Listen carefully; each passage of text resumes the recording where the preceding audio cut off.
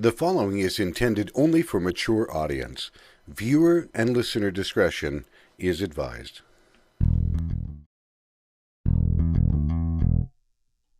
Hey folks, P. Basardo here, and you're listening to the Smoke Free Radio Network. Not only is he my bail bondsman, Thanks. Everybody say hello to Mr. The actual only third way in our country right now. I'm going to try to actually talk a little bit and maybe not get some videos. And, you know, like the ones that's, a lot of the ones that really... Fighting, I mean, in their mind, they're revolutionary, force, right? And I mean, obviously to get rid of stamp. It's crazy to me, and I feel like Big Tobacco's sitting there laughing. They're like, "This is right." I don't claim to know a lot of stuff when it comes to advocacy. I don't. Are calling this an epidemic. We're in the middle of the third wave. Yeah, such as VSFA, such as Big Ramsey. oh wow, it's like that. With any issue, right? Everybody has their preconceived bias, and anything you throw at them might move them a little bit, but they're going to be anchored. Welcome back, everybody, to another edition of Vaping and the Mic. It has been a few weeks since I've been here, and unfortunately it's probably going to be a while longer before I can get back. This is kind of a retrospective show, just to be able to say, hey, how are you doing? Get together, BS for a few minutes. And this evening I have none other than the very esteemed Mr. Bill Tarling as a co-host. How are you, Bill? I'm feeling very beside myself right now. Why is that? I feel like a tennis pro. Hey, folks, you're lucky. Right before he went online, here's what I gave him for a camera look. It was Mr. Sacco that was going to be the co-host. How are you doing, Mike? I'm doing good. Just worn out from a lot of things that are going on. It's like everybody's life has become busy, and we're just trying to make things all happen all at the same time. Wait a minute. Yes. What's that thing you were just mentioning? Life. Is that a new brand of e-liquid? I've heard of it. It might be. I'm sure that there's somebody that came out with one, and I'm sure I've it has heard of cartoon. people talking about this thing called the Life. I don't believe it's there, but hey, I could be wrong. It's one of those things that maybe you might stumble upon at one point in time. Maybe. I have big feet. I stumble over a lot of things. With shoes like that, yeah. There's no doubt. Did you stumble across... I didn't get set up. I didn't bring my shoe. Wait. How about a slipper? There. We've officially done it. Tonight is just one of those nights. Just to sit BS, talk about a few things, see what's going on, connect with people. I know, and you and I were just talking about it right before the show started, was that there is going to be a shortage because of the coronavirus and Shenzhen being shut down.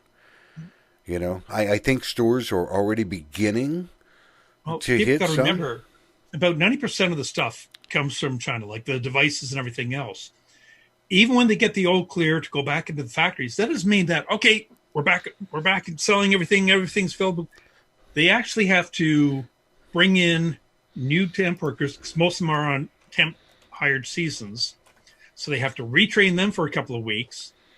Then they have to organize the product line. Then they have to go through the backlog of what's already there and then start getting to the new stuff. So let's say we're able to start again in mid-March, or even, let's say, April. Everything is back. You're still looking at about a month or so before things start getting back into full production. So there is going to be a shortage. I know that I was reading somewhere that one of the distros had already turned around and they were running low on main coils. And I'm like, oh my God. Because, I vape in an RDA most of the time, and I haven't bought coils for a while. But that's got to be, difficult for people that have just transitioned and all of a sudden now they can't get a coil. That's been on my mind quite a bit. That's one of the reasons. Well, like I said, I you know how much I love my Aries, and I got you to try one too, because I absolutely love the Aries. 'Cause I can't build to save my life. That thing was so easy.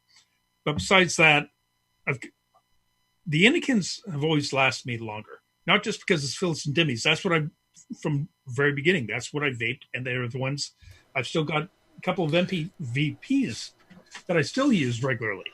Wow. And they still work. And they're like 5-6 years old. But at least the one really smart thing I think Phil and Dimmy did, and I wish more manufacturers would do, is their coils work in every one of their platform devices, whether it's like there's a lot, the Tube, the Beep, whether it's the Aries, the Zenith. And to me, that was the smartest thing. I was talking to Chris at the local shop near me too, and he's got boxes and boxes, and he loves it because he no longer has to worry about, okay, which version of a tank are you using for this model? And okay, now he doesn't have to worry about carrying 50 different replacements for a few people. So yeah, that's one of the guys that I thoroughly enjoyed talking with in all this time was Chris, because it was extremely refreshing to me to be able to listen to someone saying that most of their clientele were older people. Mm-hmm. And that just, it knocked my socks off at the time. And that's what shops have to remember. The seniors, especially, it's a forgotten market. Everyone's going, oh no, we want the 25, 30-year-old type thing, get that. It's the older people, when they finally discover that, even after 50, 60 years of smoking, oh my God, this works. And now I feel better. I'm not using my oxygen tank as much. I'm not using my crutches as much, or my walker.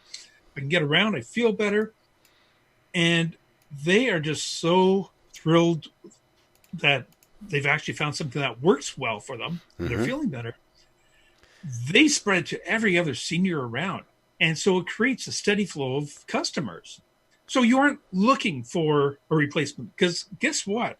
If you take the 20 to 30-year-olds, or even up to the 40-year-olds, teach them about vaping, get them switched over, great. After a while, they go, well, yeah, I saw online, this is the device I want, so that's the one I want. How much are you charging? Okay, well, I can get it cheaper online over here, so I'll just go over here instead. The seniors don't do that. They go, you've helped us so much, yeah. We're coming here. We don't have to worry about it. I'll bring Agnes. I'll bring Joe. I'll bring Dead Fred with me. I'll bring everyone with me. And they spread it, and they absolutely love it. And what's funny is, even if someone's got tattoos in there, or someone looks like a biker in there, or you've got like a crowd, they're just so enthused to be part of it, and just so excited and happy that their entire life they've tried. It hasn't worked. Doctors keep saying, quit, quit, quit. We tried. This Chantix made us go berserk. This didn't work. We got into this vaping. I don't like tobacco anymore. I told you the story about that one lady. And for those who haven't heard it before, when Chris first opened up here, I just started vaping a week earlier. And I got a message on Facebook going, don't mean to interrupt you or bother you. I just want to let you know I'm just opened up a vape shop. And there, my response, where? Because they're hard to find back then. I said, well, it's in here. So hop in the car, went down there, loved the guy. A week later, I was in there again, and this little old lady came in, and she was with her husband. She had her walker with her, and the husband said it took us a while to get in here because we had to wait till there was a parking lot right in front of the door. She can't go very far, even with the walker. Like, it's a huge chore for her to go down the hall. Mm. And so she came in, got her all set up with a mouth-to-lung device, beginner device, and everything. A week later, I'm back in the shop. I ended up going back in the shop a lot. I was in heaven there. But suddenly, door flies open. This little old lady comes in. I didn't recognize her because with my Asperger's, I haven't got facial retention. But this old lady comes in, and she goes, looks at him and goes, I want bubble gum. And we were all just, what? She goes, this thing works. I haven't been able to have bubble gum for 80 years. I want my bubble gum. And it spreads. And anyone who does not pay attention to converting the smokers, and especially the seniors, they will become the most dedicated consumers. They don't care if they can get it $5 cheaper online. Mm-hmm. Your shop is where they'll come, and they are some of the happiest people to finally not smoke. And they're the ones that run around and tell all their friends about the new product that they found or the new something that they found, and it's like, holy mackerel, they come out of the woodwork. Even to this day, when I go in there, and I go in about once every 2-3 weeks, I usually go in the morning, and usually within the first 2 to 3 hours, they'll have converted about 3 or 4 people, and there's always at least 8 or 10 seniors who've come in picking up I'm ready for my next batch. And like, they're just so thrilled. And more stores really need to pay attention to converting the smokers.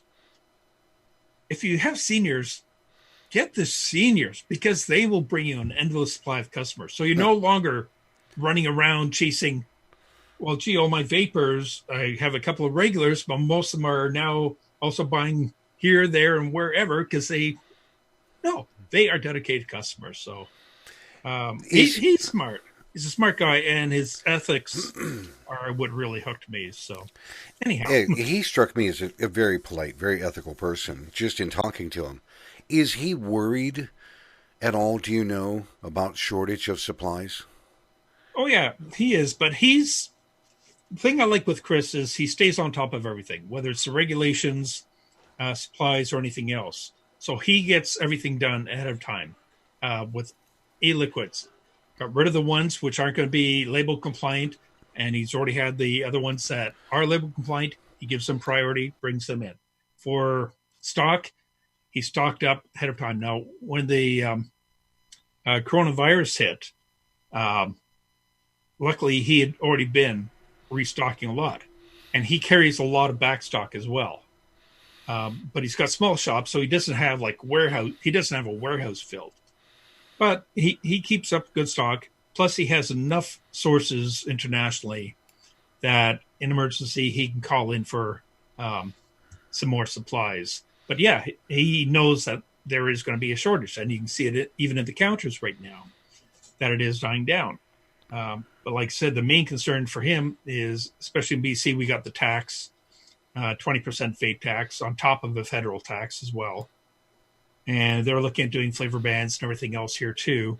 And we've got the new label compliance, which they're changing again. And that's coming up, I think, in April. He's already looking ahead and getting things done ahead of time rather than just, well, we'll wait and worry about it when the time comes. Right. So, yeah. You mentioned something a little bit ago. It caught my attention. You mentioned the word Shantex. And if the people that don't know, Shantex is probably the worst product they've ever come out with. It is attributed to people having suicide rates going up, all kinds of things. But I ran into a buddy of mine in Walmart yesterday, as a matter of fact. And I was talking to him, and we were talking about vaping, and I had not previously met his wife, because I only see this guy once every now and again. And I turned around, and his wife came over. She goes, "Oh, you're talking about vaping?" I'm like, "Yeah." And of course, it turned into a 20-minute conversation. But in that, she related that she was smoke-free for going on 7 years. And I said, "That is awesome." But she said, I tried the patches and the gum and the lozenges, and none of them worked. I kept going back to smoking. I said, "Yeah." I said, "That's pretty common. They have a high failure rate." She goes, "They're one that got me." What's that? They're actually designed that way intentionally, because what they do is, friends, I'll let you finish it first, then I'll go on to about the NRT. Finish your story first. But she told me, she goes, "There was this one thing that I tried, and it gave me nightmares." And she poked my buddy, and she goes, "What was the name of it?" And before he could say anything, I said, "It was Shantex, wasn't it?" She goes, "Yeah, that's the one." And I said, "Give you suicidal thoughts? Bad nightmares?" She goes, "Actually, just the opposite. The nightmares, yes." She goes, "But it gave me the impulse that I wanted to run around and harm people." She goes, it was almost an uncontrollable urge. I could not go out in public. She goes, I spent 2 days in the hospital waiting for this to get washed out of my system, and I was off work for another 3 days after that before I felt like myself again. I went, oh my God. This is the first real individual that I've ever heard coming out of their mouth relating what Shantex did to them. I've come across talking to a lot of people who that holy shit. I was put on it, and it did absolutely nothing for me whatsoever. As a matter of fact, most NRTs and Chantix, when I take them, I actually get an increased urge for smoking. For myself, I went through the gums, the patches, the lozenges, the sprays. I went through acupuncture, 2 sessions of laser therapy, tried cold turkey. Every time, it always increased my urge to smoke. Nothing worked. When I started vaping, I had no intention of quitting. All I figured was if I can talk myself into believing that instead of every 5th cigarette I can get by with a stupid little e-cigarette thing, then maybe I'll save a little bit of money. Because cigarettes were getting expensive here. Now they're about $20 a pack here. Wow. So I figured, well, I'll try that. So I went online and looked around. And came across Phil's videos, his reviews and stuff, and came across something afterwards there that I liked. But I decided on my ego that I wanted because it had 2 of them in there. So I figured I can have 2 different flavors. So I picked my 2 different tobacco flavors. I had no interest in any flavors. To me, it was like, that's stupid. Why would you want flavors? You're trying to replace a cigarette. So I got my 24 milligram, and I had a different one, which was 18 milligram, and I had that. And let me get it. There it is. You still have that? The 2 packs of cigarettes I had with me when I went there, untouched. I haven't smoked any more. And you can see the date. I marked it on there. I can pull it out, sniff it. No interest. And the reason I actually keep it beside my desk is as a reminder, because I waited for 3 months waiting for withdrawals. Going, I know I'm going to want it, so I don't care if the cigarettes are 3 months old. At least my packs are there. And then I gave up waiting for the withdrawals. But the reason I keep it here is because I noticed that it doesn't interest me. And it's just a constant reminder that, yeah, they're there, not interested. Now, it was after a couple of weeks going to Chris's, my tobacco flavors were running out. And he had his flavor trays and everything there to try. And he kept going, well, give some of the different ones. No. Try some of the different flavors. No. Try some of the different flavors. Fine. So I tried 1 or 2. I'm going, oh, they're okay. I got to the grape and going, ooh, that's nice. Then I got to the root beer. Then I got to the lemon meringue pie. I'm going, oh my God. I haven't looked back at tobacco flavor since. And myself, I know a lot of people who do like tobacco, especially the seniors. They stick on the tobacco flavors for a lot of them. Mm-hmm. But for myself, it's a case of I don't like the taste of tobaccos, not even simulated tobacco flavors and e-liquids anymore. And it's the flavors that keep going back. Yeah, it's the flavor that people are looking for. They still want their nicotine, which brings up another thought, and I'll talk about that in a moment. But they enjoy a good flavor, and we all know it, that the flavor it's paramount for us to continue doing tobacco harm reduction, quitting, not going back. My common ones I've got are in my beep. The only thing I put in is Chris's own Avalanche, which is like a mint. That one's in a 0. And even when I was on 18 milligram, this has been my daily vape for 6 years now. Wow. And it was the first one that I had in 0. Even when all my other liquids were like 18 and then eventually down to 12, I always had my Avalanche. I've got which one is it? In my Proton there. I've got, I don't know if you've ever heard of this company, Two Stone. I think I've heard of them. I won't swear to it. And I've got my Candy Cane. I've got my own lemon meringue pie that I make now because I didn't like any of the ones that I found too much on the market.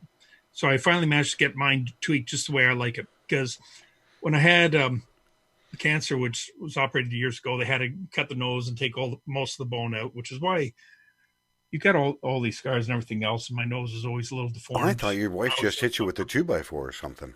No, they actually had to. You're awake the whole time, but they actually have to take out most of the bone out of there, and they had to do it to me twice. But unfortunately, the thing is, when they do that, you lose most of your sense of taste too.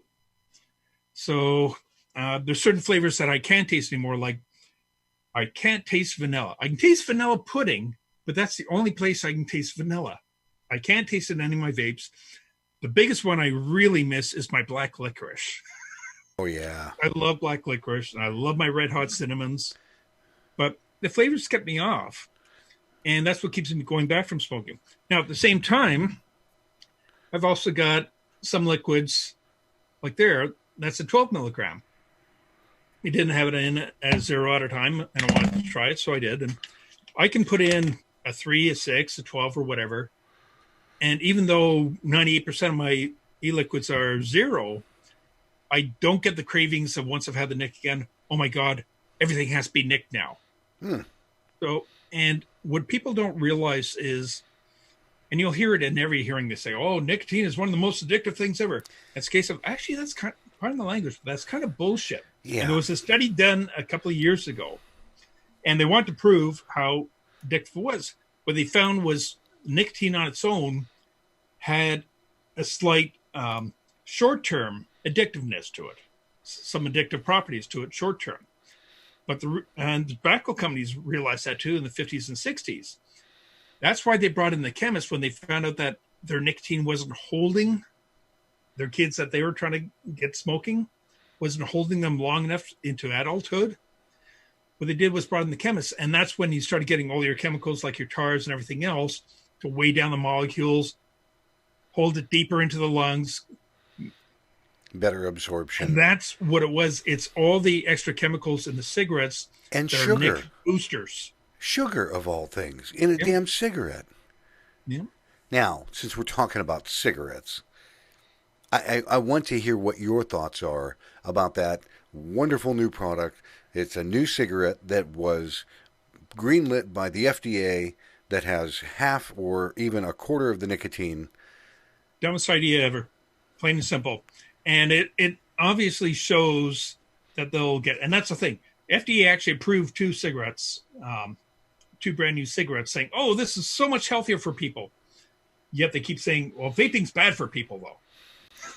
Even though it doesn't have all the other stuff. Reason it's stupid. First of all, the lower nicotine, tobacco companies like it because guess what?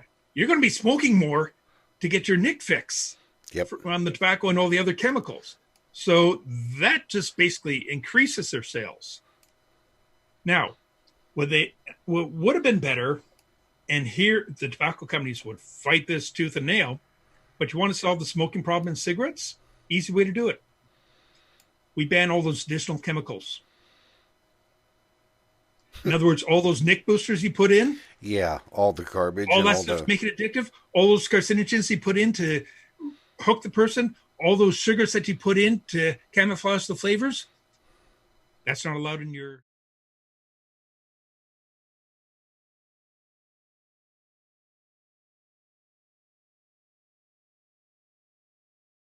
For the smoking, it's a case of your nicotine level does not have the long-term addictive. And the reason is short-term. The study done in the UK, and I got to try and... I lost it on one of my hard drives, so I can probably find it again. But there was a study done that was about two and a half years ago. And the paper followed up with all the people that they'd been following all along. Because they kept finding that, yeah, vaping had... well, first of all, vaping is not a cessation device. But vaping does have a side effects. It is one of the most successful things at creating ex-smokers.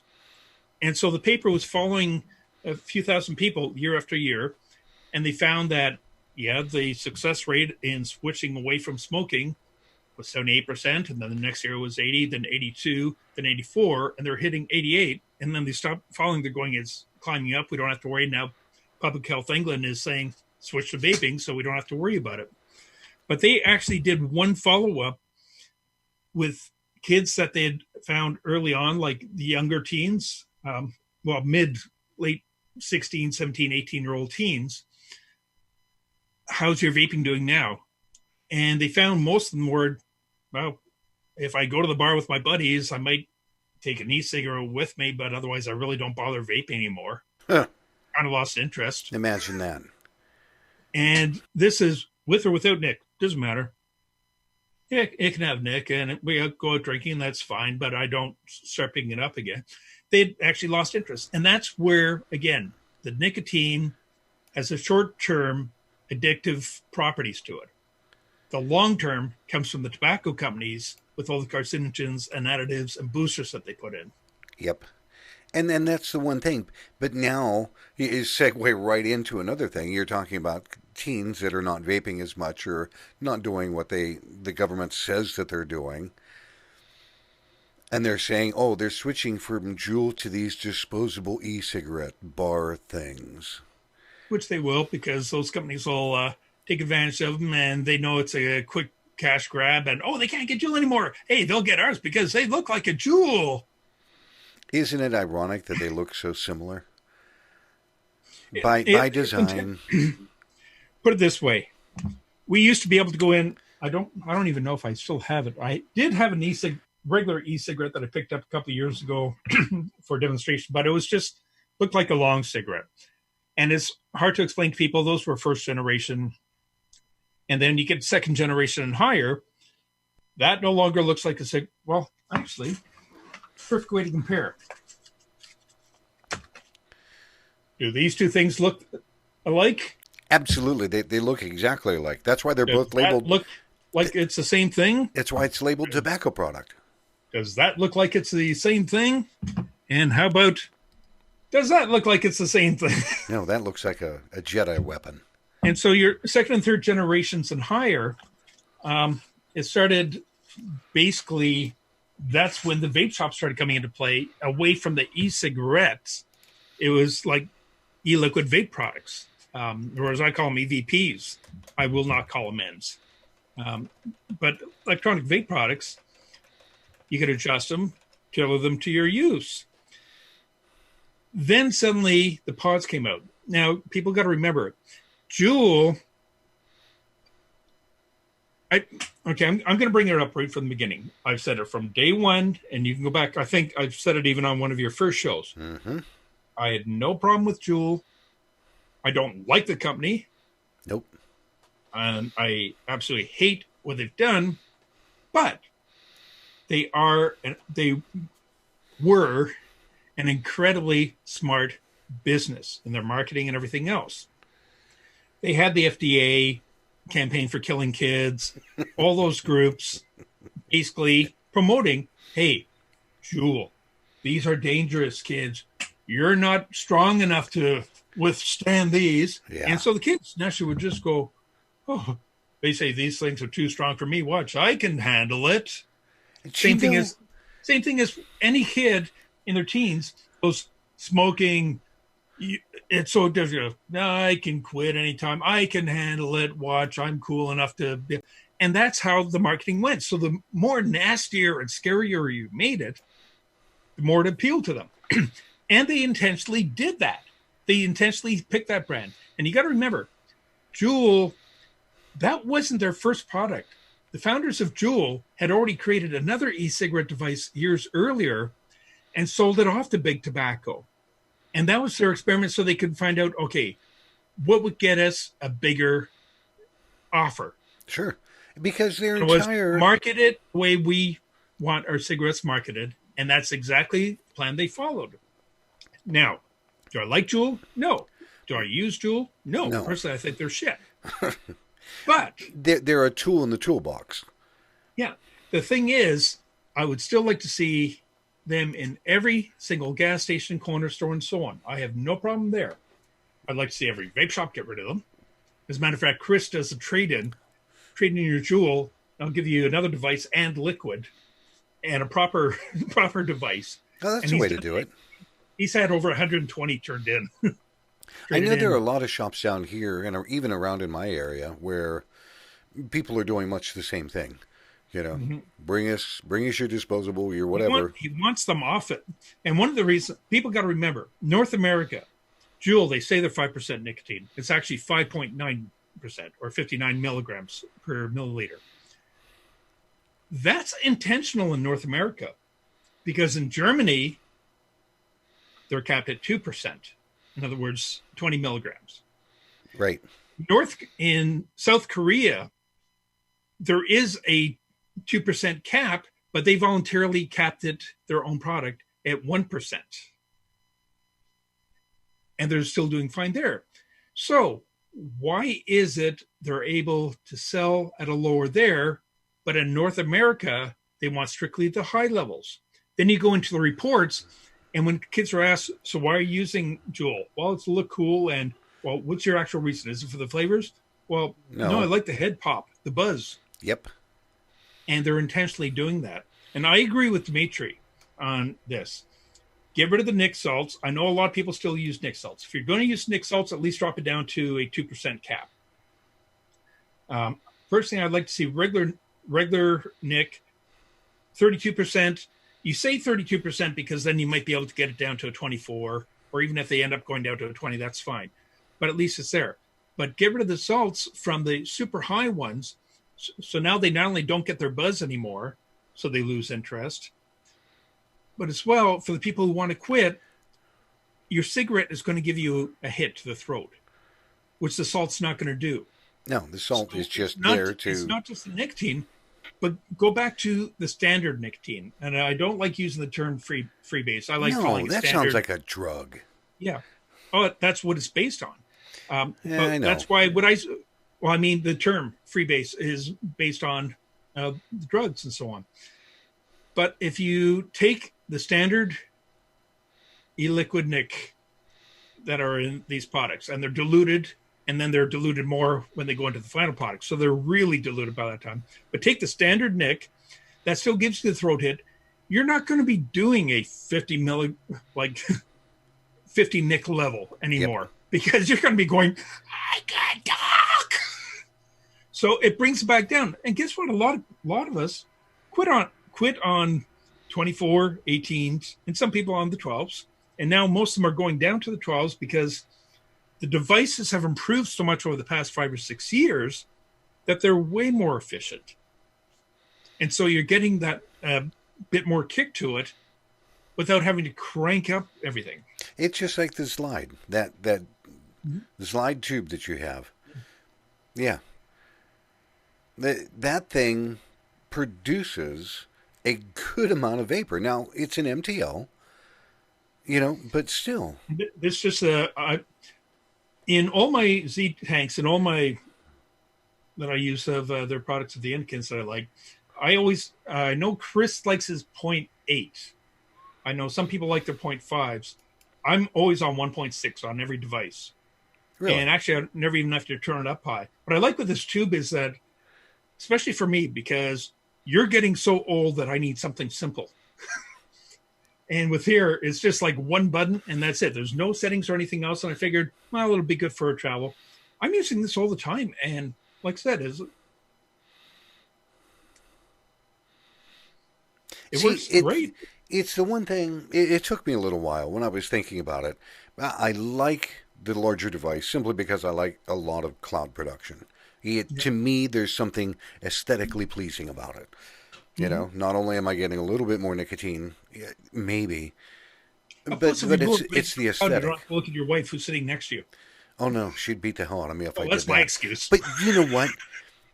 I think I finally moved up to 45 watts, right, on this thing. Mm-hmm. She and I were sitting down and cooking dinner last night, and I looked. She's running the 3-battery Wise Mic in a 30 mil RDA, dripping.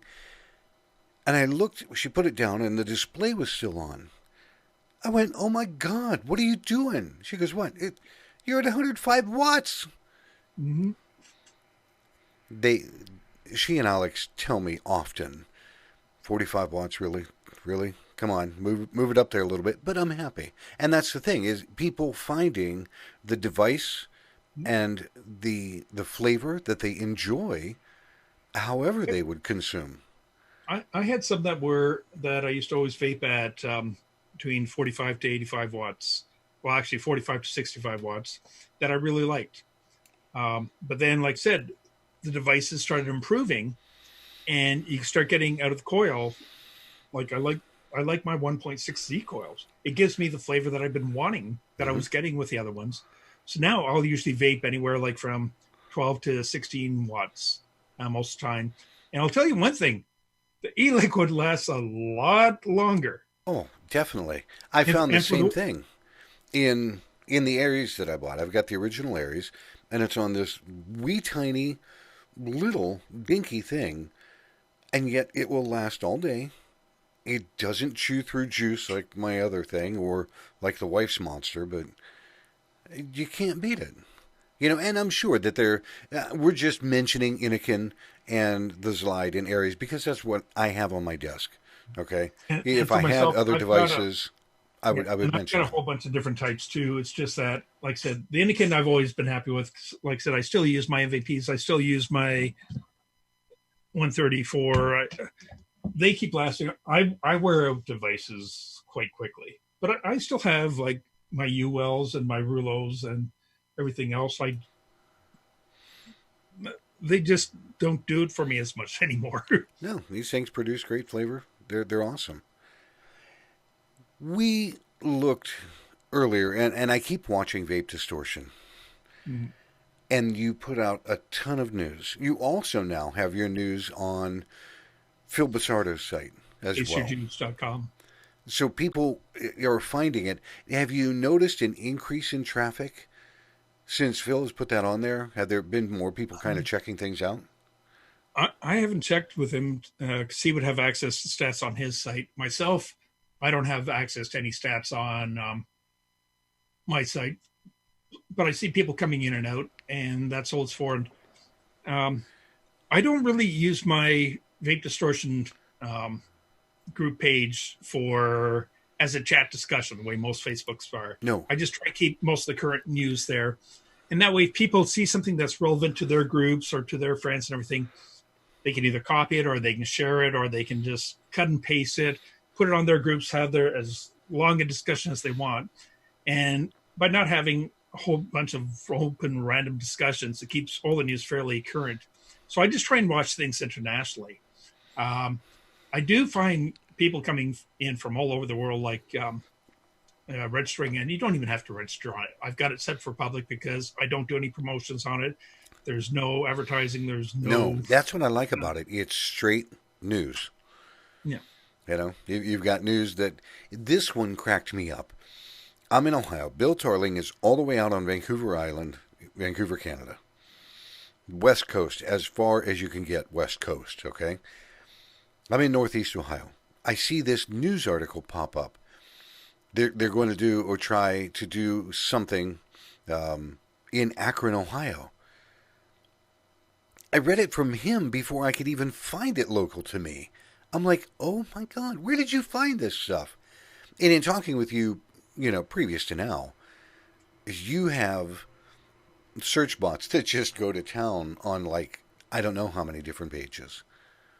It's amazing the amount of information that you're pumping out that is local to different people, different states, national level, national in Canada, and then a worldwide overview. It's like... And international, too. Damn, dude. Well, what I also try, people don't realize that the Vape Distortion group, too, is just one small group. I do have a private section, which I keep strictly for a very, very limited number of advocates, because it would just be information overload. It's not directly vape relevant, but could become, or be aware of things that the ants are putting out. I keep track there.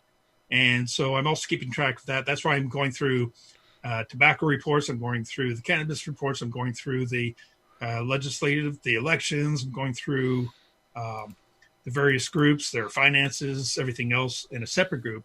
If I put that into the main group, it'd become overload, and you wouldn't be able to sort through which sections are specifically relevant to vaping. So that's why I keep that private and separate. I've noticed the trend that has been going on with different states trying to run taxation at 85% and trying to cash grab. It is. It's a cash grab all the way around. Somebody I saw in there, it's like $1 per mil tax. Well, Washington today, they had their hearing. They're pushing for to increase it from 9 cents a mil to a 45% tax. These are happening everywhere, and it is becoming alarming.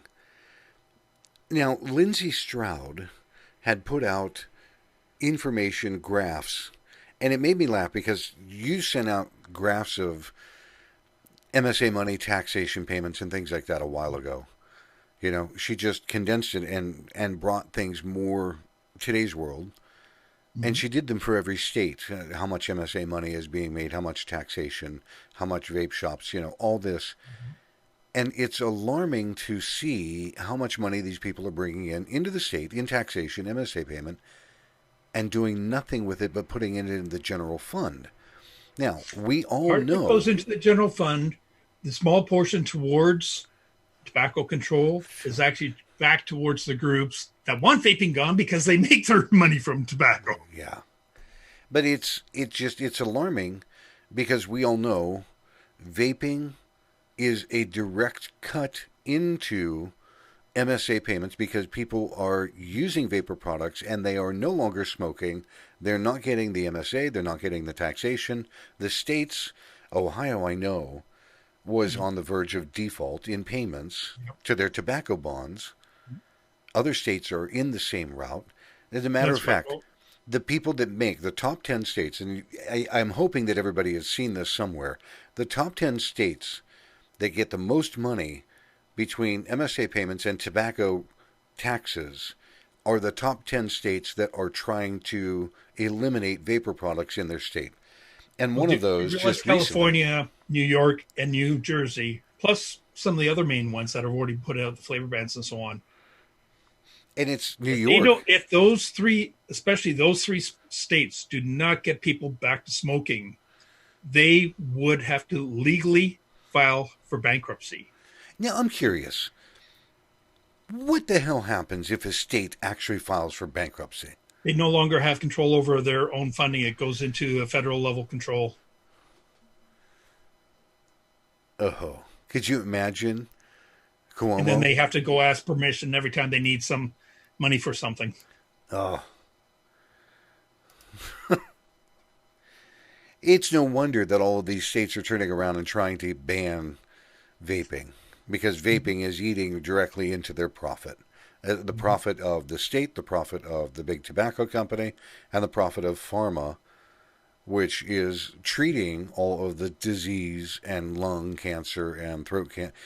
Chemotherapy, huge. Now, in today's Washington hearing, and the second half of it, there was one senator, I'll probably mispronounce his name, so I apologize there. He's a Democrat, Senator Bob Hasagawa. He was nailing all the anti-vapors, left, right, and center, countering all their claims, countering all their, well, here's what the science shows, countering. No, here is what Public Health England has come across. Here's what the Royal College of Physicians have come across. Here's what the taxation has done. He was, and this is a Democrat. And that's why I say, people keep going, oh, we got to get rid of Democrats, just Republicans, because they're going to save us. No, it's not a single party issue. There are Democrats very anti-vaping, a lot more than Republicans, but there are a lot of Republicans also anti-vaping. There are some Democrats who are pro-vaping, same as there are some Republicans who are pro-vaping. Don't vote according to your party. Vote according to if they're willing to even consider a fairness or balance.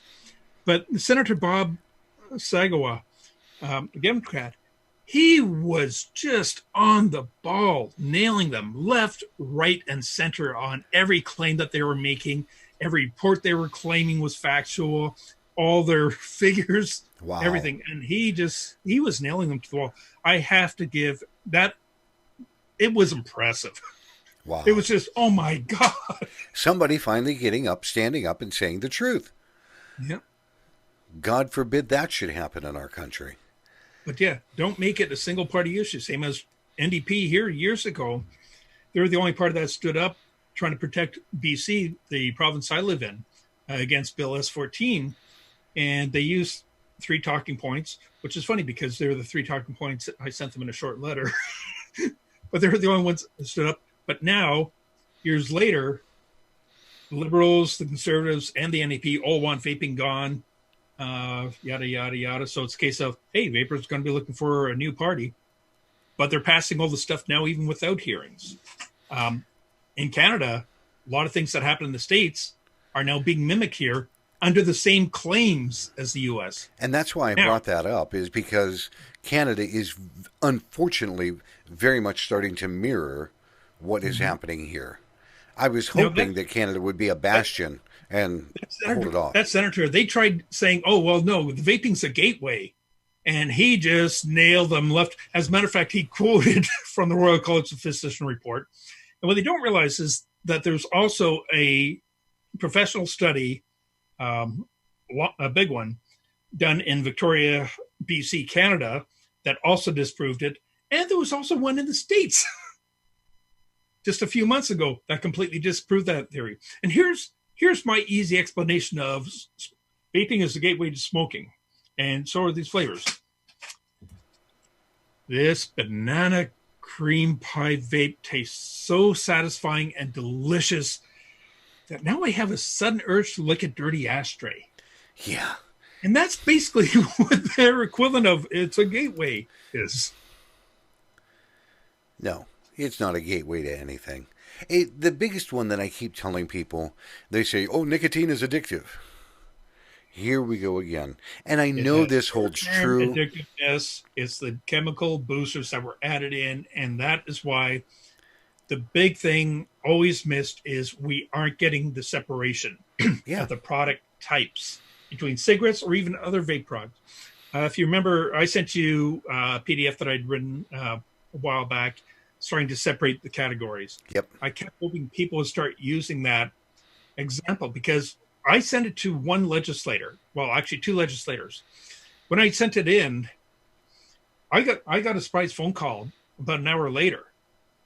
And it was the senator phoning me directly, not his staff, the senator. He wanted to ask me some more questions because he was a little surprised by it. He spent an hour and a half on the phone with me, asked me questions and learning about it. And he was very anti-vaping. But by the time it had finished, and after going through that, he realized, okay, wait a minute. These e-liquid products have nothing to do with these cigarettes, these cannabis, these THC, or any of these other things. It's got nothing to do with those. No. Why are we including in this? I said, exactly. He goes, no, I'm against this. And he changed his whole opinion from anti-vaping to, no. This vaping is not the demon that we thought. Vaping is that, and to me, it started out more the counterculture kind of movement. You know, the early adopters were not, let's just say that they weren't your stereotypical people that were working 9-to-5 jobs in corporate America. You know, those were the later adopters. You know, you had some, but what it has become now, it's more than just a movement. These products are the things that need to be on the market.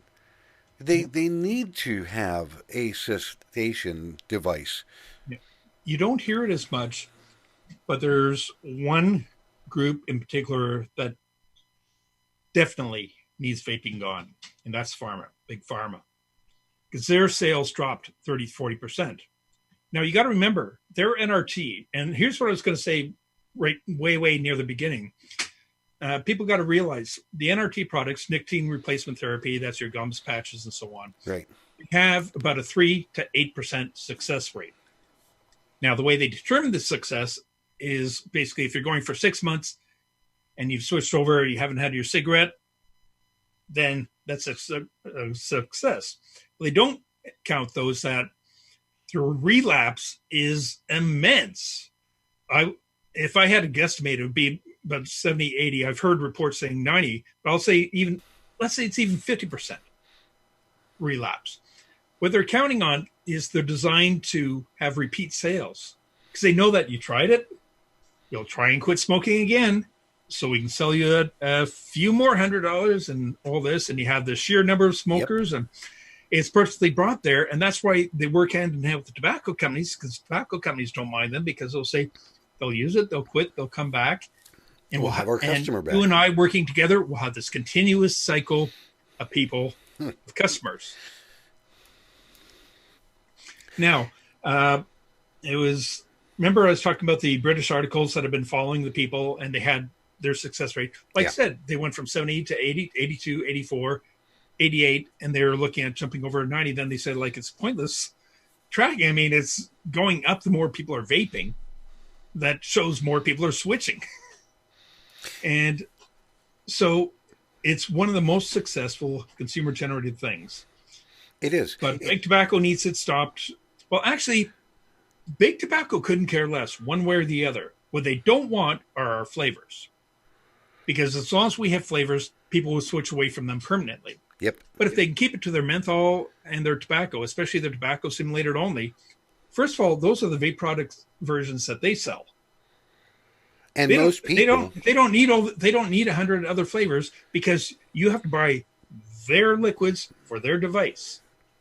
And so they've got you locked in on their market. Well, and to keep you on tobacco, they don't care if you're using a big tobacco vape, like whether it's a Juul or Glow or whatever, compared to a pack of cigarettes, because guess what? They're still getting it. As a matter of fact, during the Bill S5 hearings in Canada, Imperial Tobacco and all them were on the stand, and they were asked, are you worried about people moving away from smoking to your new products, your like IQOS and all this?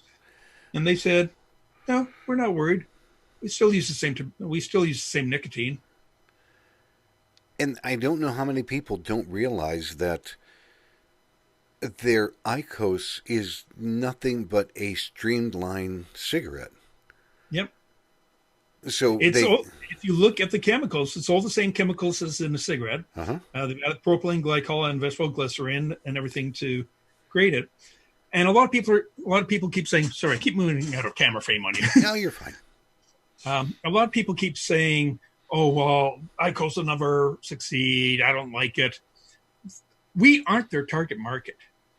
Now, I'll tell you, Japan IQOS is number one. As a matter of fact, Japan Tobacco, and they get a huge part of their government revenue is from their own tobacco. They're in fourth place now. They're still trying to play catch up. In Russia, IQOS is huge. In South Korea, it's huge. U.S., I won't even mention Canada because we're so piddly small in market size compared to everybody, but U.S. is not the center of the universe for, if you can't sell in the U.S., you're out of business. No.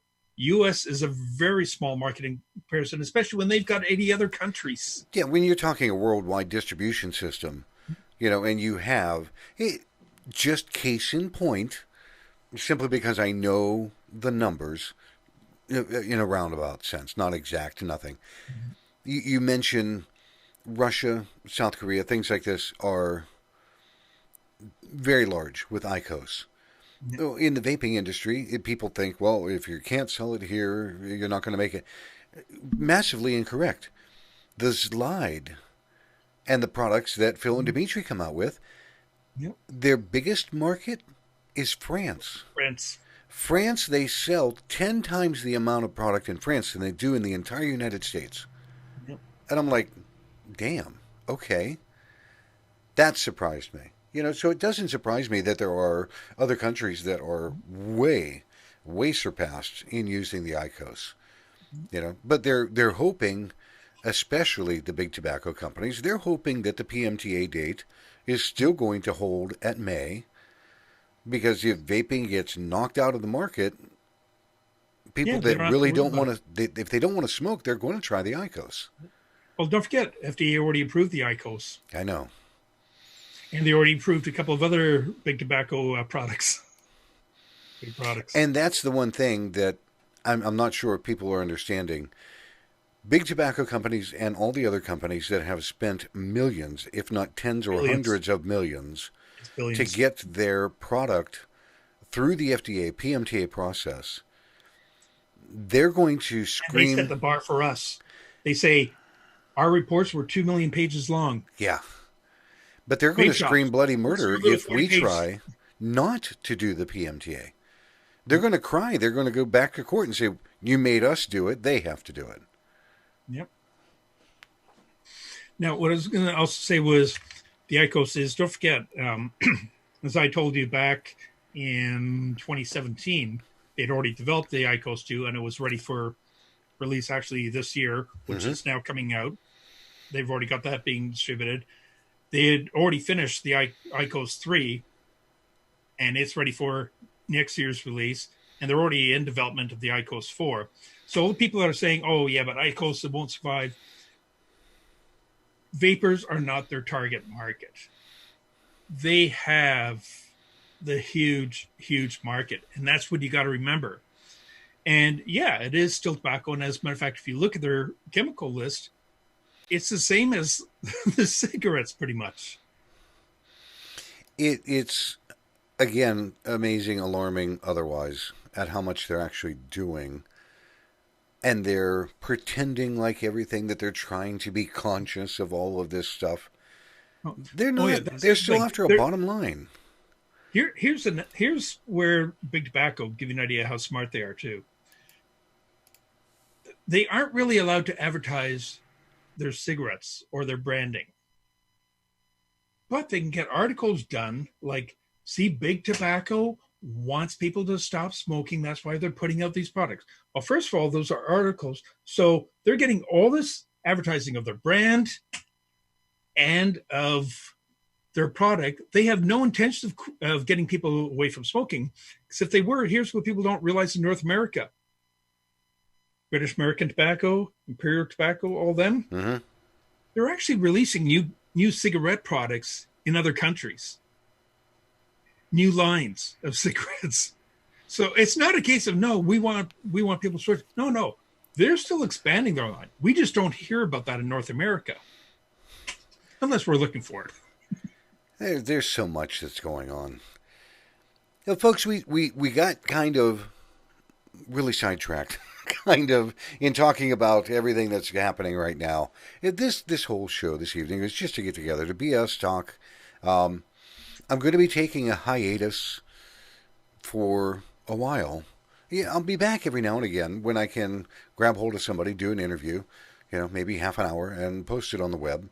But this is probably going to be one of the last live shows that I do for a while. But we just wanted to come out and say, hey. And I had to have Bill Tarling because he was on the very first show.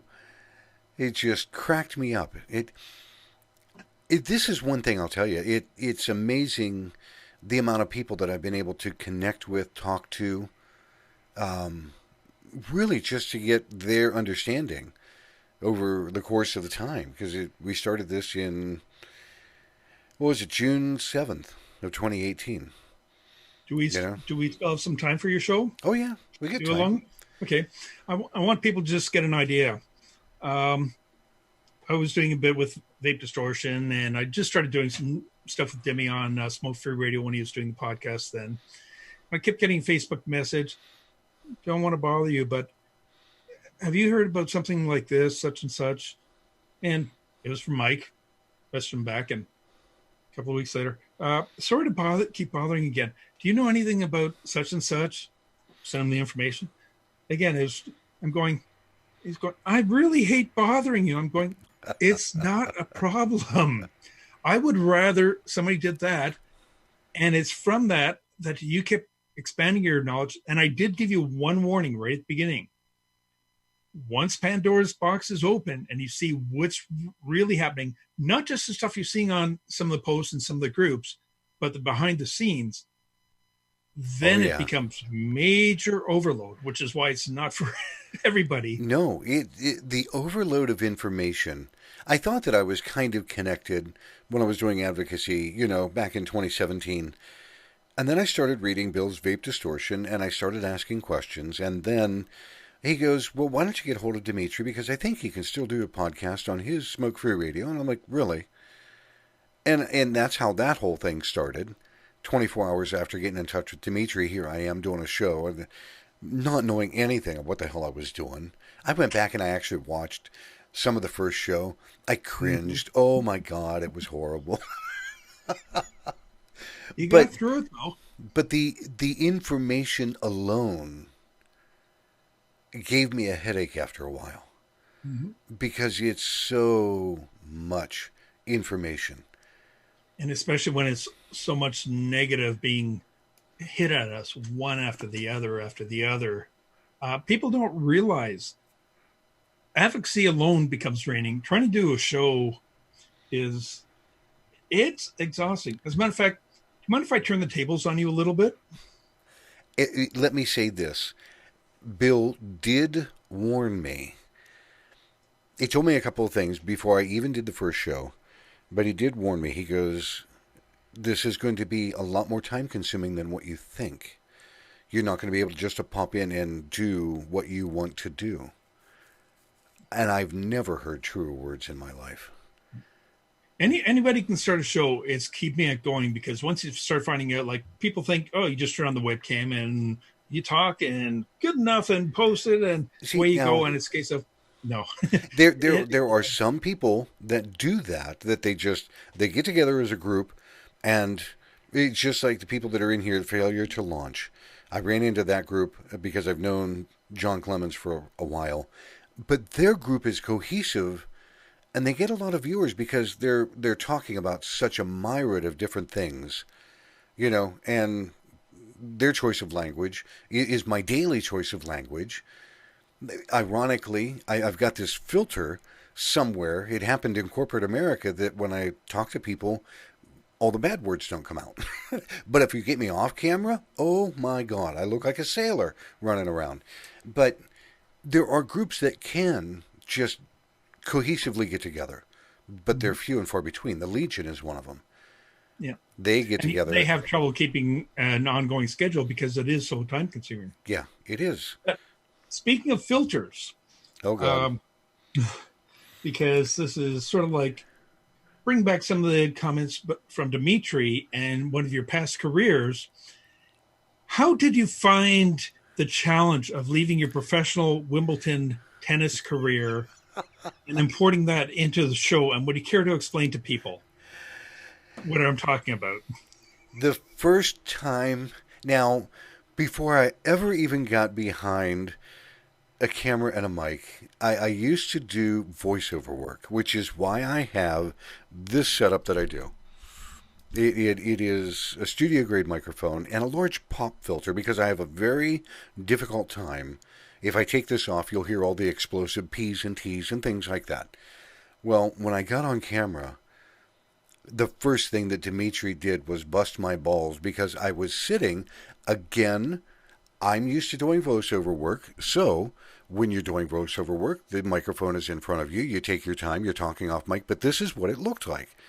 And I think... Actually, even lower. Yeah, it might have even been like this, Yep. Yep, that's how it was at first. And it didn't dawn on me, because I wasn't going for aesthetics of what this thing sees. I was going for aesthetics of what people hear.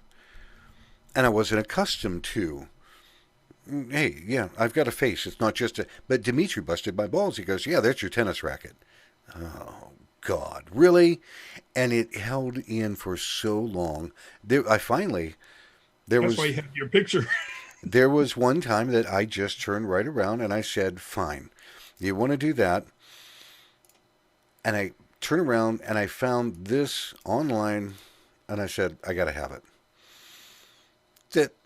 Now people know why that image has been on there for a while. The other thing you used to do was the hello, neighbor. Bill taught me, and he's definitely the person to credit. He taught me presence, and the biggest thing I will tell you right now, 2/3 eye line. If your eyes are not at least around the 2/3 mark of your screen, and he wouldn't bust my balls about it. But he goes, yeah, that show that you just did, your eyes were a little bit like that. So now I'm always trying. He looked like he was always like this. I'm a little so talking to his guests. It's like I'm at the big white table. God. Yes, I remember all that. And that's why I'm sitting and I'm watching that first show and cringing because it started out with Wirecast. Mm-hmm. And Wirecast is such an intensive program and a system resource hog that it made my PC cry. It would cripple it. It would make it cry. So then I moved over to OBS, and I love it. I'd never go back. But it's those early days that are just, they make me laugh. They really do. And then I started, I had background stuff and because of where I was at in the house. And then Bill goes, well, there's this green screen and thing called chroma key. And then it was game on. I'm about to explain it to him and show it to him. Then it was, oh my God, this is amazing. Because then I could change it and have any background in the world that I wanted. How Fig uses it, James uses everyone. Like, I'm never going back. Nope. Not at all. Now, I know that you also used to run a pizza delivery business when you first opened up your show. And I haven't heard much about it. I haven't seen any positive reviews on the actual deliveries. For the people that may not know, the very first show that I ever did, I'm thinking people in general are like me and they'll talk and carry on a good conversation. So the very first show that I did was, if I'm not mistaken, it was a gentleman named Josh, and it was a manager for Vaporize store in Mississippi. And I did a little bit of news, and then I put Josh on, and that particular interview stopped way short of my hour. And I'm sitting here like a deer in headlights going, and all of a sudden the phone line rings. And I'm like, oh, thank God, there's somebody calling on the phone. And I pipe it into the mixer, and what do I hear? Hello, I'd like to order a large pizza, please. And he was so damn convincing that I was kind of thinking somebody's yanking my chain until he went, and we get that in 30 minutes or it's free, right? And my butthole puckered. I'm like, oh my God, somebody's actually, and then he just started laughing. And that's what started all of this with Bill Tarling. It was hilarious at the time. I love it. So no pizza business. Even Paul Blameyer has turned around and said, where's Bill's shoe? So I'm like, Well, I haven't got the shoe handy, but he's got a slipper. I'll have to settle for my old slipper. Now, what size shoe do you actually wear? My most comfortable pair that I have is a 19. It's not as wide, so the 19 is absolute perfect fit. I've worn out most of the bottom, though. The shoes I currently have are only 17s, but they're super, super, super wide. Good so I can get God. by with them, and they're comfortable enough. But usually I like about a size 18. They're boats. They're not shoes. They're boats. No, skis. Skis, yeah. Foot skis. You got to remember, I'm Canadian. I don't know why people say walking on water is so much trouble. All you have to do is wait for it to freeze over and you can walk.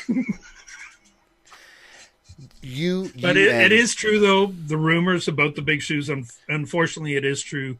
We do need very big socks and shoes. I'm not going to say a damn word. Nope. No, it's true. We do need big shoes. It wasn't until my wife, because my wife's from Ohio, but it wasn't until I met her, and up until that point, I'd always been wearing 13 because that was all I could find in any of the retail stores. And she sent me a pair of 16s or 17 shoes. And first time I put them on, I'm going, oh my God, is that what shoes are supposed to feel like?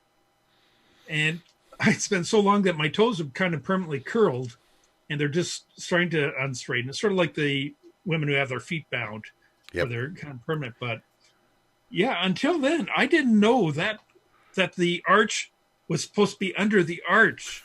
I couldn't figure out why they would put that arch bump thing under the heel.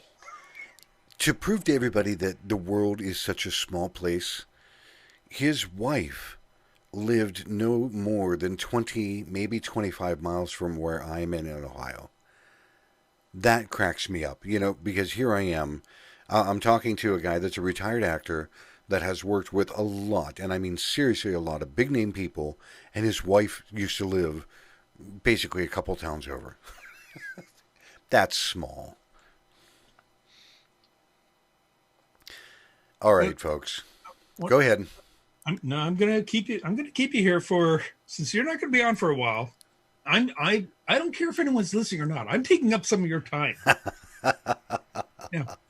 Now you kind of mentioned it earlier about, you were warned that it's a lot more work than you thought.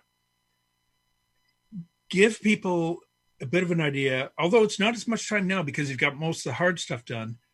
But how many hours behind the scenes you're putting in just trying to get shows put together? Just give people a bit of an idea. Just in the technical side, to make this look presentable, okay? Because you can turn off all of the stuff and leave it just the camera shots. But even this takes a little bit of time. But then you have to go into Photoshop and you have to make all of these things and you have to do all the other stuff that you really want to do.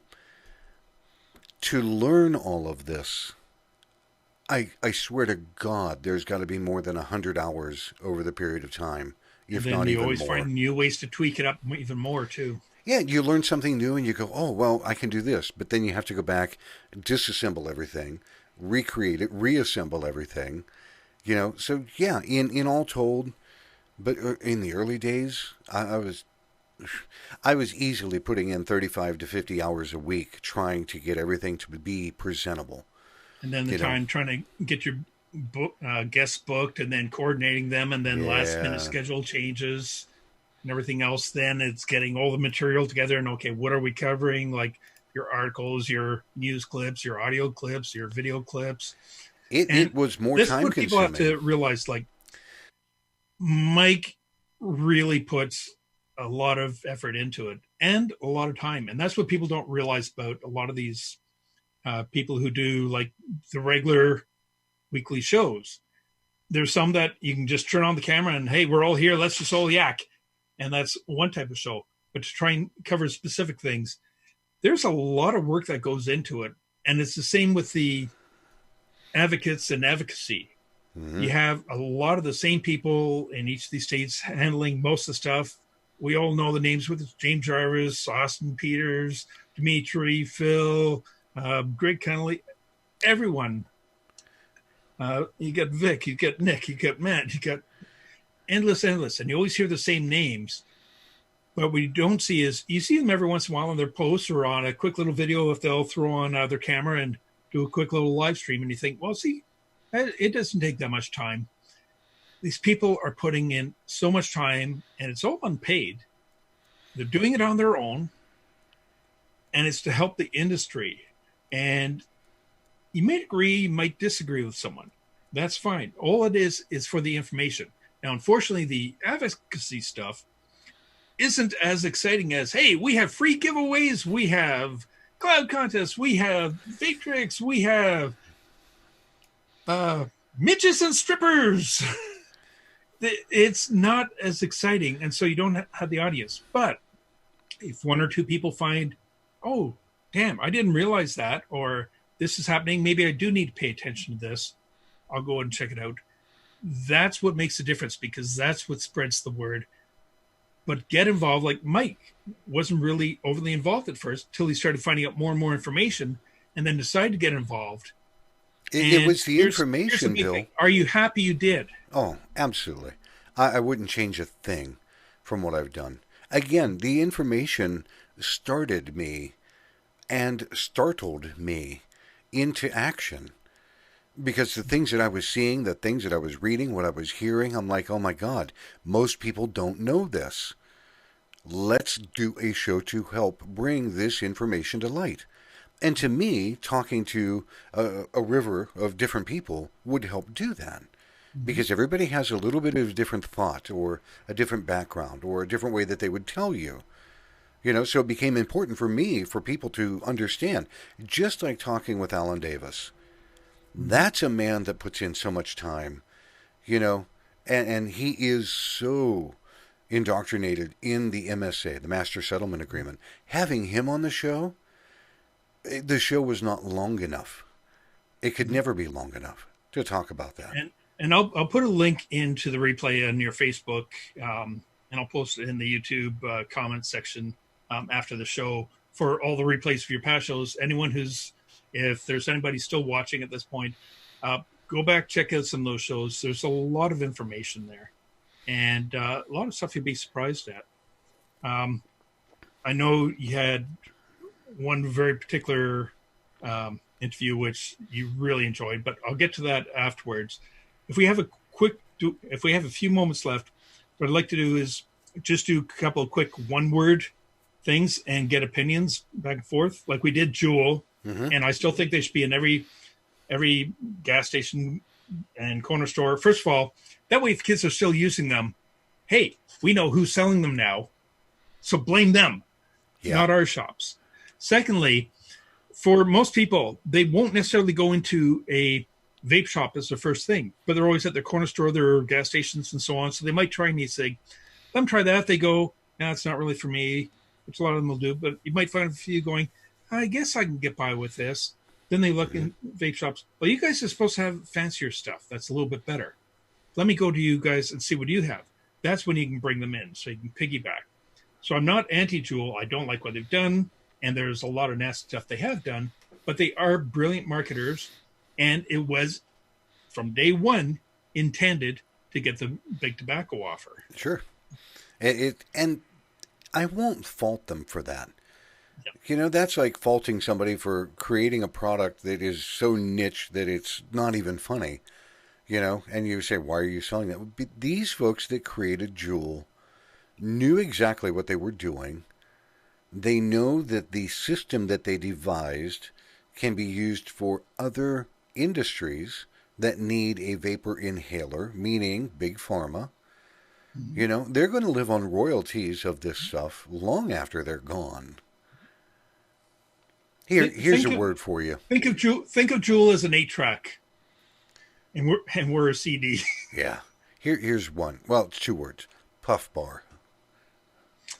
Okay. They're going to be in for a quick cash grab.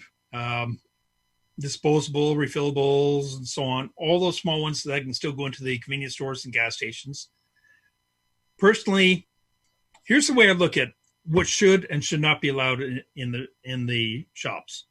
Gas stations and corner stores, I disagree with pulling out all e-cigs, although now they can still do like your puff bars and disposables and all those. To me, if 2 different criteria. One, if you're owned by, partnered with, marketed by, or distributed by, or manufactured by a tobacco company, and especially if it does get tobacco company, you are tobacco. 2, and so that should be in tobacco license place.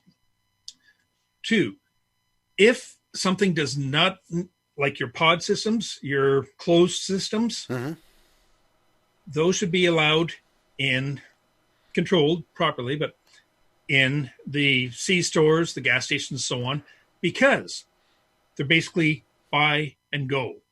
You don't have to worry about too much. Devices like these, you have batteries, you have safety, you have different configurations, different types of tanks, you have pre-made coils, you have make your own coils, you have different e-liquids, you have different levels, you have different powers, you have different wattages, heat control, non-heat control, wattage, those are definitely settings. They should be restricted to strictly vape shop. And I don't mean a tattoo parlor, pawn shop, vape shop combination. I mean strictly an e-liquid vape shop, because you need to be able to match it, the right devices and the right products for each person because every person will be different. Yep. You do need to go through some of the safety requirements. You need to let people know that your batteries need to always be in a case. As a matter of fact, all my batteries Are in cases. Absolutely. I do have, if I can find one. Yeah, here's one. Oh, and by the way, for the people that don't know, Bill, how tall are you? I'm just over 6'5". So I do have a couple of batteries, and if you notice,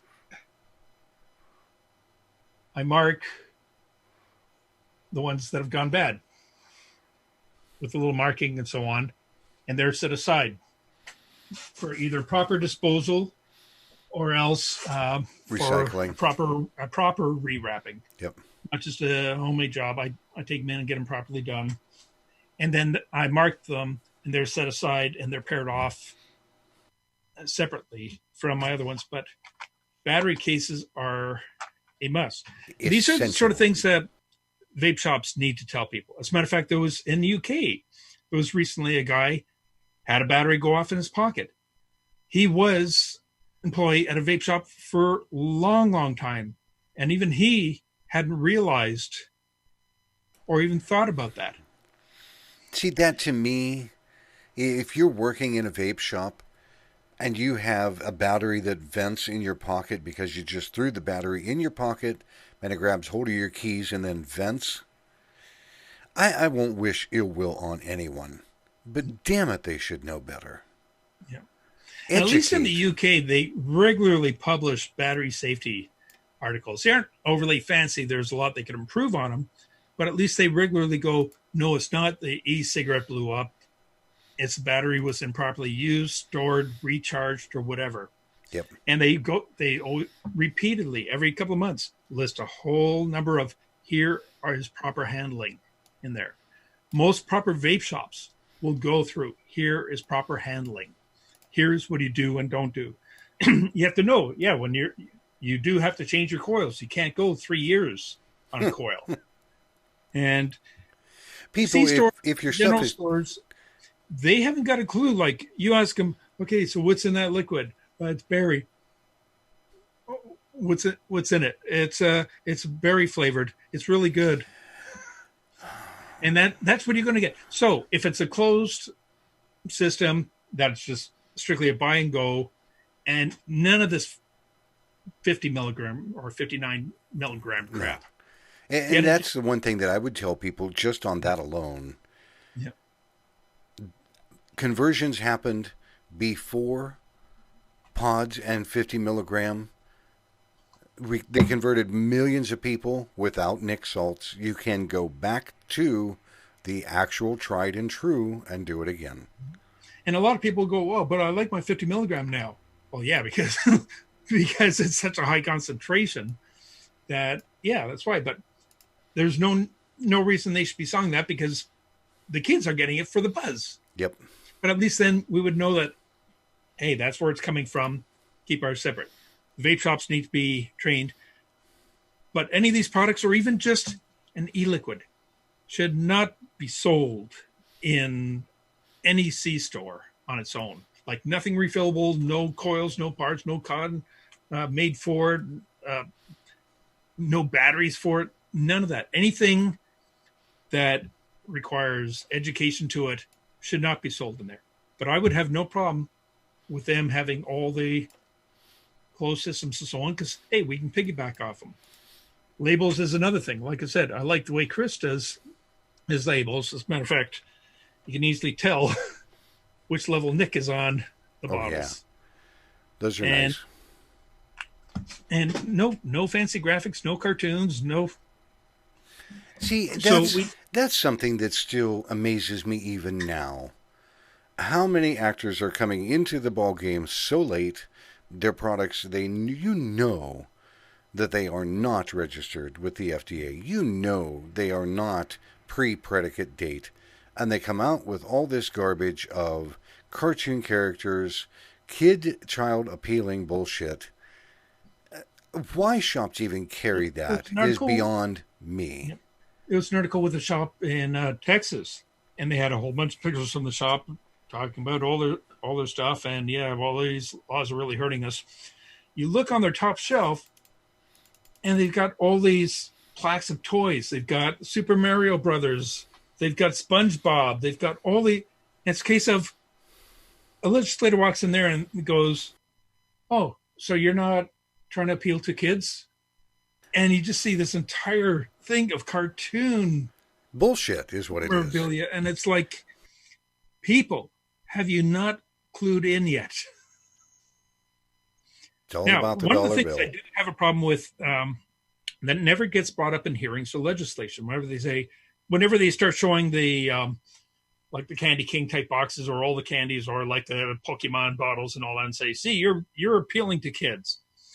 Nobody ever goes, "By the way, do you realize that yes, those IP thefts, we have absolutely zero, nada, no authority over whatsoever, whether as an organization or individuals or as an industry in going after any of these IP infringements. No, we don't have any regulation to do that. Are the owners of it. The ones who should be going after it are the governments. And guess what? They could have if they had left everything under the Consumer Product Safety Act. Because then any infringing brand, like if they had a problem with Juul, they could have said, "Juul, you're off the market until you fix this." They have a problem with an IP infringement or a Candy King or something like this with the cartoons on it. You're off the market until you fix this. Leaves the rest. But they intentionally moved it to the tobacco category because then they could classify it as smoking, tobacco, tax it the same way, restrict it the same way. And as a matter of fact, Zeller, when he did it, even said, "Well, we had no choice. We had to move it there because there was no other possible act to fit it in because we were not allowed to fit it into the medical act." Well, because we aren't a medical smoking cessation device. No. Now, we have a habit of creating the most ex-smokers, and that's why most people start vaping, but we are not a cessation device because we are a harm reduction. It's an alternative. We just happen to, our products do have a negative side effect. They hurt tobacco money, they hurt pharma money, and they get people away from smoking. 100% correct. But it's like, you have to have some common sense. So the legislators need, immediately when they show that, is going, so why aren't you going after them? Because guess what?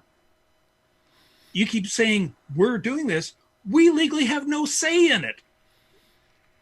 If you'd have left it in the Consumer Product Safety Act, you could have pulled them off instantly and you could have maintained it. And guess what? Consumer Product Safety Act, the structuring and language, including chemical requirements or hazards or any of those recommendations, they're all in the Consumer Product Safety Act structure. But Zeller came in and said, so we had no possible act that could possibly fit in since we couldn't put it into medical. So all we had that we could fit it into was tobacco. And guess what? They even say that my zero nicotine one that has no nicotine whatsoever is tobacco. Yeah. And you call it an ENNDS, electronic non-nicotine delivery system. Same thing as my kettle.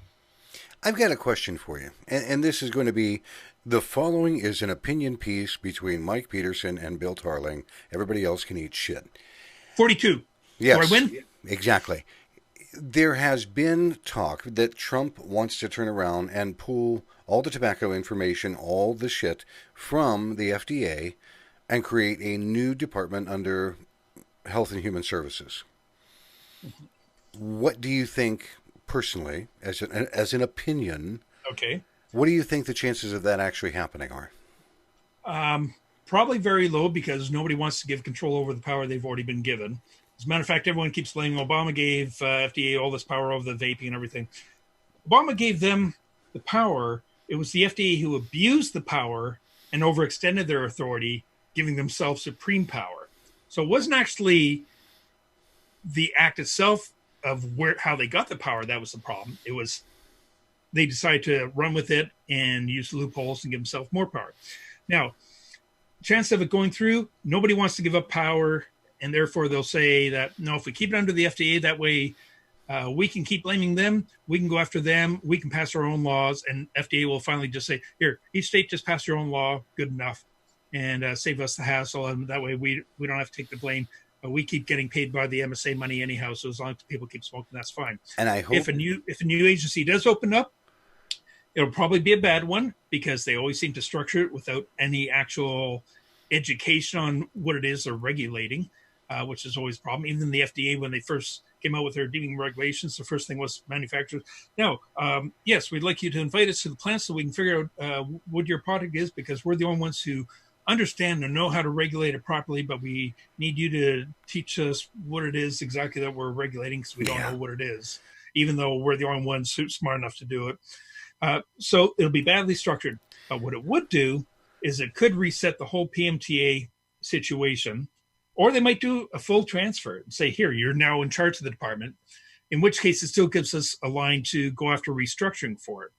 And then we can focus heavily on that rather than some side destructions. So it could play beneficial. It could give us a bit more time, which we really do need, but we need the manufacturers and shops to smarten their asses up too.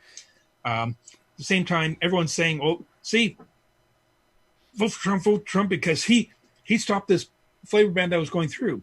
One thing you got to remember: yes, he was worried about the votes for the election because of all the things. Once the election takes over or has taken place, let's say he's reelected again, he's now in place. He no longer has to worry about your votes. He's not going to be running another term. Nope. So he can suddenly go, you know what? Melania said she won't play with my little Mr. Bigley anymore if I don't get rid of this vaping stuff. So this vaping stuff, yes, it's bad. Now that the election is over, we will put in all these restrictions. See, my worry and fear about that is that they might actually move and create a wholly different logistic chain of how to do it. But they're going to do it. That gives us a chance then. But they will do it months after the PMTA has gone into effect. Yeah, that's most likely what would happen. But at least it's put it this way: it can take 1 to 2 years to pass a law. It can take 10 years to change a law, which is why all these laws being passed, they might be doing, it's just temporary for now. No, it can take 10 years to change the law. It takes a lifetime to undo the damage done by a bad law. Yeah. So even if it takes a few months, a lot of companies will be gone, but at least the industry isn't completely gone. If they don't, and if we go through the PMTA and you wipe out 95, 98% of the industry, and that's the way it's going to be for the next 5-10 years, you're not going to have any companies ready to even jump back into the process. No, things had changed so much between now and then it wouldn't even be funny. I was just curious about your thoughts. So what are your thoughts on it? It scares the hell out of me to think that they're going to. It's this nice looking lifeboat that feels to me that it's made out of paper mache.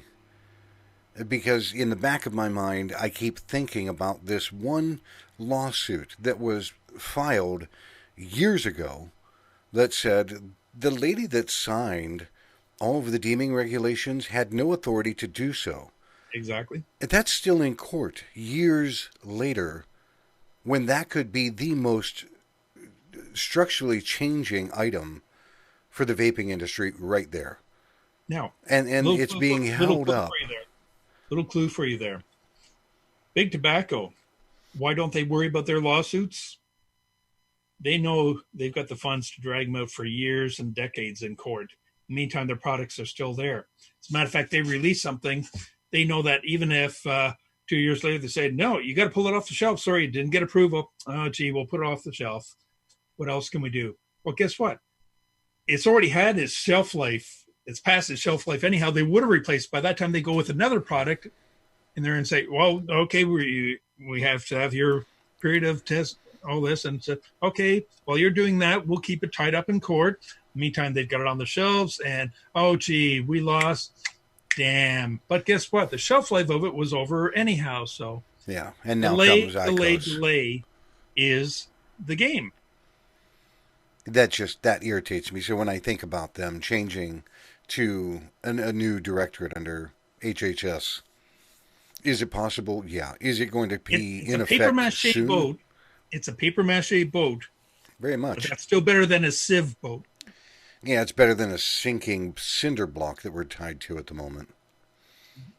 That's my All thought. it does is gives us a chance to get our asses in gear and fixed. I hope that the industry can do that. Honest to God, I do.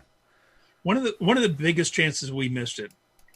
You had Dimitri, you had Matt from Suck My Mod, and you had Brent from Regulator Watch. They had it ready to go.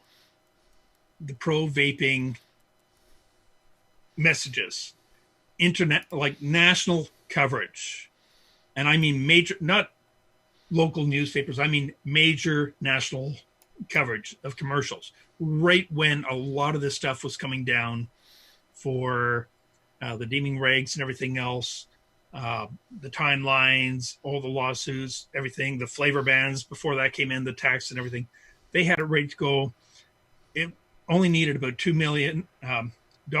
And I know Brent had called in a number of favors because I know what those kind of campaigns cost. Would have been a 9-week heavy rotation campaign, and at the perfect time when we absolutely needed it.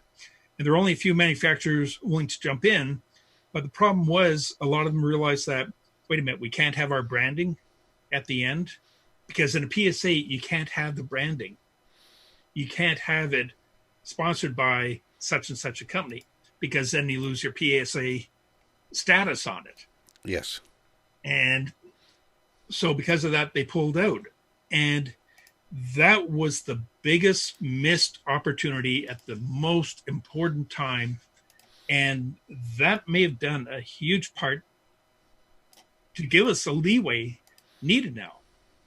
But instead, everyone wants to do their own thing. And then they're going, well, we aren't worried about it. I DIY. I don't have to worry about it. I make my own, so I'm laughing. Ha ha ha. Yeah. Here's something for people to remember if you DIY. When all the shops are closed down because of regulations, the manufacturers of your liquids and your devices have fewer places to sell to. So they've got to cut back quite a bit. Now, if the devices have no place to sell and your device suddenly, it's worn out. I need new parts for it. Oh, gee. Guess what? That manufacturer is no longer around. Well, I've got my liquids and so on. Guess what? Under page 8 and 9 of the damning regulations by the FDA, they can include the flavoring, which means, guess what? If the states get dumb enough or smart enough, whichever side of the argument you want to be on, they can say, oh, that's part of the vaping liquid. Therefore, we're taxing this at 89%. We're going to tax those at 89% as well. And we're going to restrict them. So you can buy your candy cane flavored e-liquid as long as it doesn't have any candy cane flavor in it. There's just too much garbage. And one thing which nobody has realized, by being put in the Tobacco Act and a lot of places reclassifying us as smoking, there's nothing to stop them from saying, well, since your e-liquid and vape products are the same as cigarettes and smoking now, we require those cigarettes to have certain chemicals in them, like saltpeter for the U.S. for the flame retardants, which was a huge scam because you know who pushed for the saltpeter and the flame retardant requirements in cigarettes were the flame retardant companies. Because they didn't want to pay. It wasn't actually the cigarettes causing the fires. It was their own materials, which they couldn't protect and would have cost them too much. They shifted it to tobacco, who said, yeah, we'll take it up. And yes, we need to have this in. So guess what? All your products in the U.S. must now include saltpeter. It must also include these other chemicals that we put into require in cigarettes to help make them safer, which then makes this unvapable. Yeah, very, very unvapable. And they do have the authority to do that under page 8 and 9 of the damning regulations. I just see. I don't care. I don't care what someone says. Well, here's the intention of this regulation, or here's what we mean by this regulation.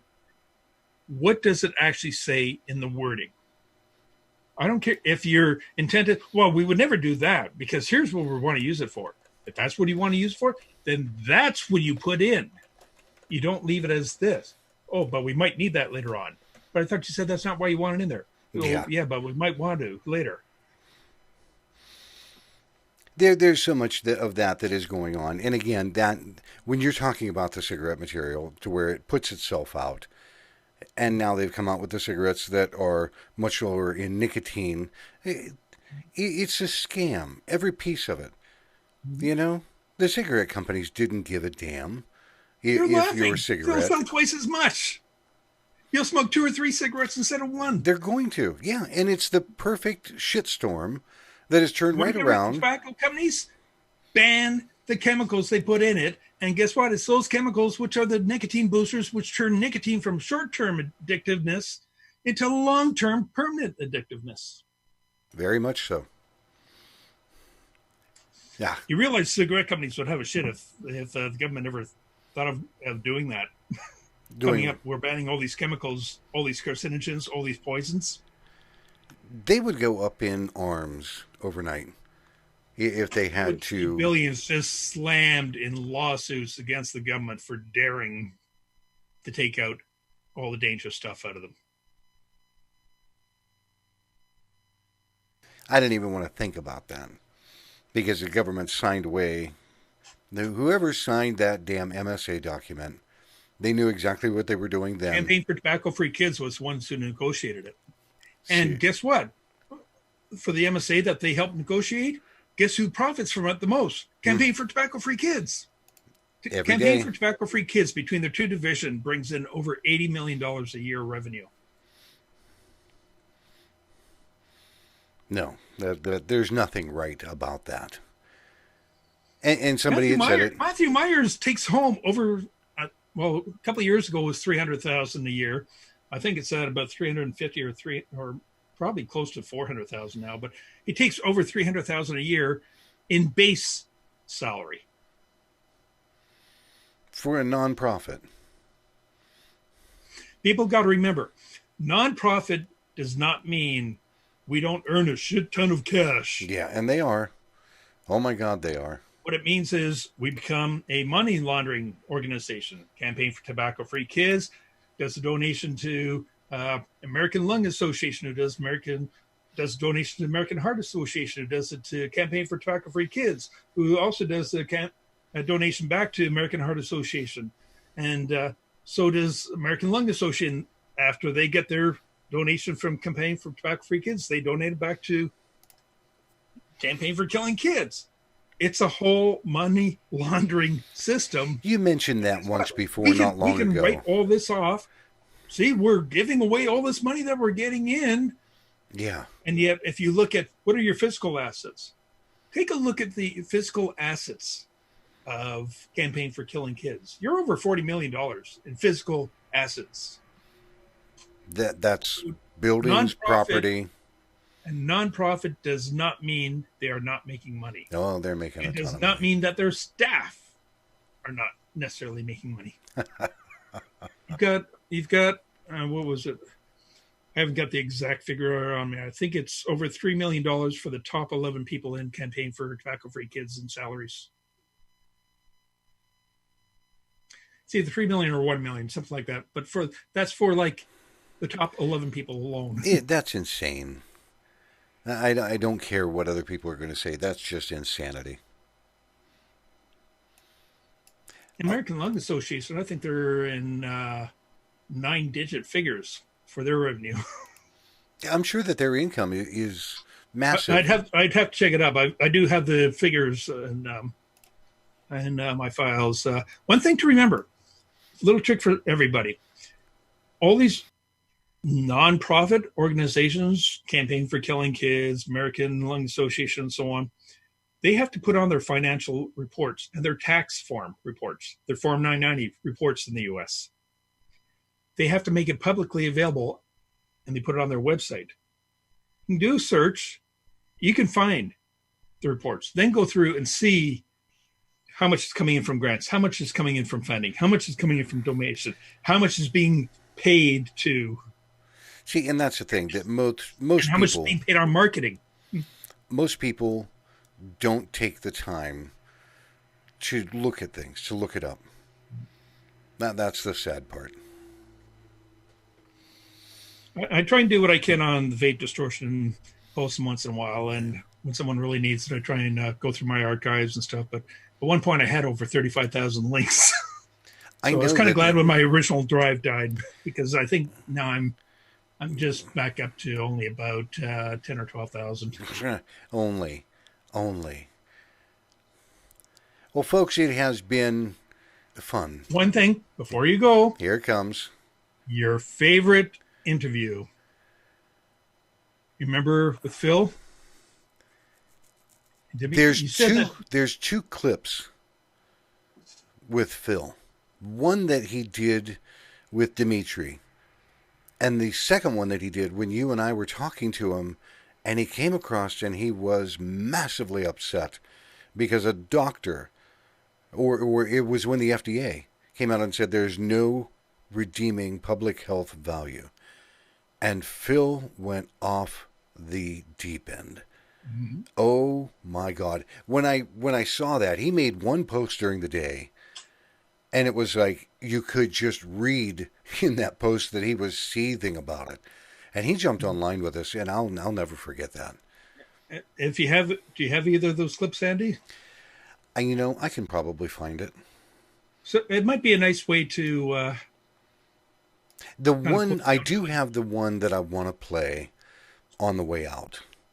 That one I do have and it's just audio because I asked him, I said, do you mind the clip that you did when you were talking to Dimitri, and he laid it out so clearly.